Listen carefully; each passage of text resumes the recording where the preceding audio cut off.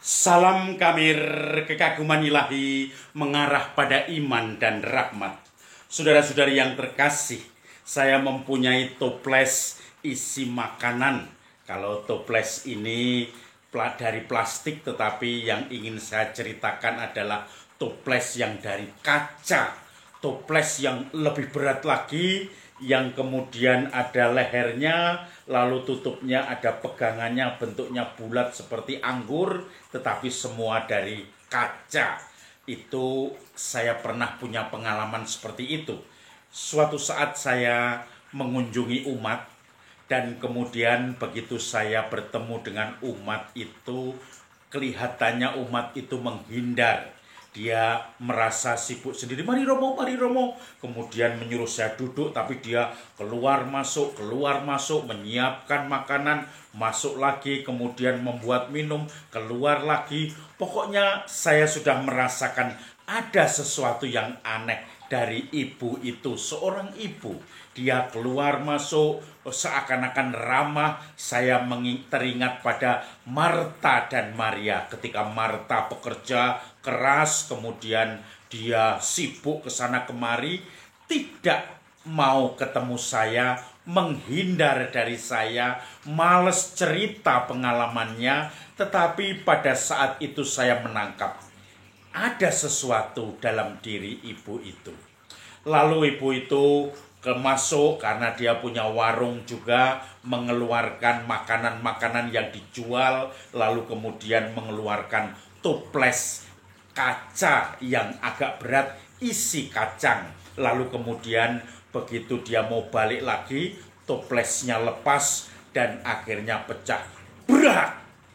Suaranya keras dan pecah itu bersamaan dengan ibu itu yang melompong berdiri, mematung, dan setelah itu duduk dan menangis.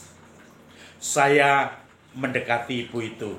Ada apa ibu? Saya dengarkan, saya tunggu, dia menangis kenceng dan dia kemudian tak henti-hentinya sesengguruan, kemudian mengusap air matanya.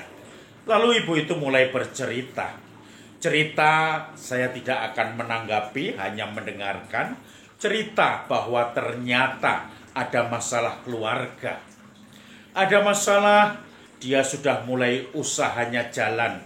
Dia mulai jualan barang-barang perabot rumah tangga dan periuk-periuk begitu. Tetapi ada warung di rumah, ada toko yang mulai berjalan, lalu dia jualan keliling juga. Rupanya suaminya tergoda pada tetangga, di mana dia baru saja membeli rumah untuk toko itu. Karena dia keliling untuk mencari pelanggan dengan membawa barang-barang yang dijual, lalu suaminya jaga toko, lama-lama suaminya berdekat dengan tetangga dan digerebek oleh masyarakat. Itu belum seberapa. Tetapi kemudian dia merasa cerita. Begitu pulang dia kepingin itu suaminya bekerja. Kalau malu silahkan keluar Jawa.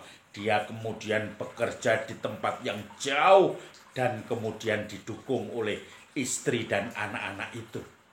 Tetapi begitu sampai di sana beberapa bulan, rupanya dia kecantol penjual nasi yang sudah janda, punya 3 anak.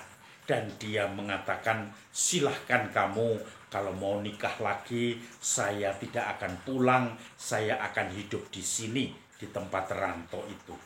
Lalu ibu itu pun yang sudah susah payah, harus begini, harus begitu, sekarang menghadapi masalah lagi, dan rupanya ibu ini tidak kuat. Tidak ada teman yang untuk cerita. Hanya kebetulan, mungkin kacamata umum kebetulan, tetapi mungkin juga ini gerakan roh yang menggerakkan saya mampir di rumah ibu tadi. Lalu ibu itu cerita panjang lebar.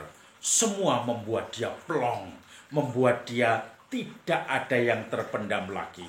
Tentu menangisnya lama untuk bisa tenang itu.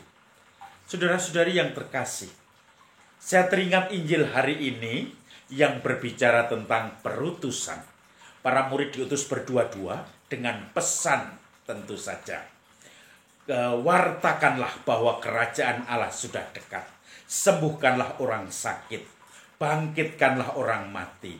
Tahirkanlah orang sakit. Dan juga sembuhkanlah yang kena kusta.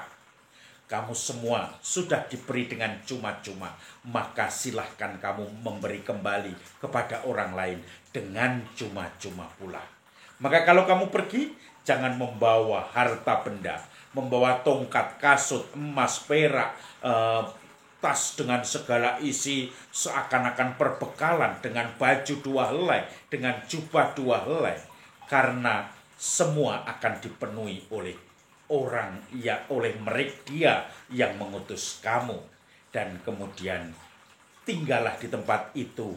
Kalau berilah salam kepada setiap orang dan rumah atau kota.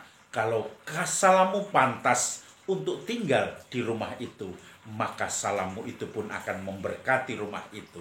Kalau orang itu pantas menerima salammu, salammu akan tinggal kepadanya. Tetapi kalau tidak, maka salam itu akan kembali kepadamu. Damai sejahtera kembali kepadamu.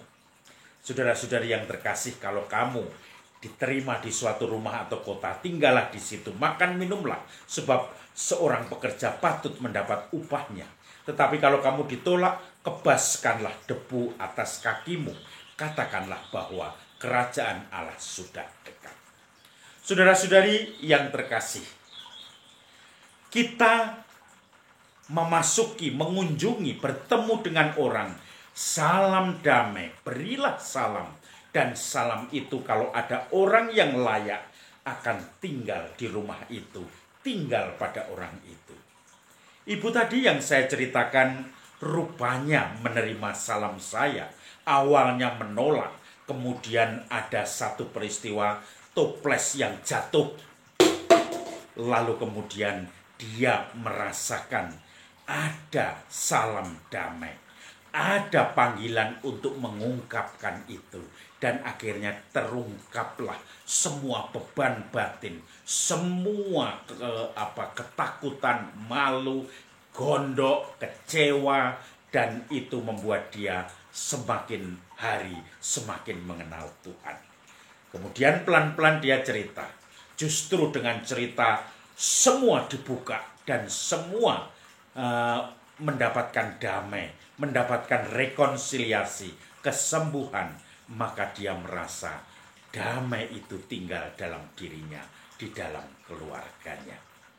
Saudara-saudari yang terkasih, mungkin kadang kita membawa damai hanya sekedar mengunjungi orang sakit, mengunjungi orang yang tidak punya sahabat atau teman, mungkin sekedar menyapa mereka yang jarang disapa, dan mungkin sedikit berbagi untuk mereka yang berkekurangan, yang sangat membutuhkan sesuatu.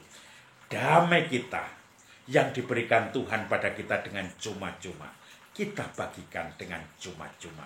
Dan tentu saja tugas seorang utusan bergantung pada Tuhan, supaya damai kita dipenuhi oleh damai Tuhan, dan damai kita memenuhi orang-orang di sekitar kita. Salam Kamir, kekaguman ilahi mengarah pada iman dan rahmat.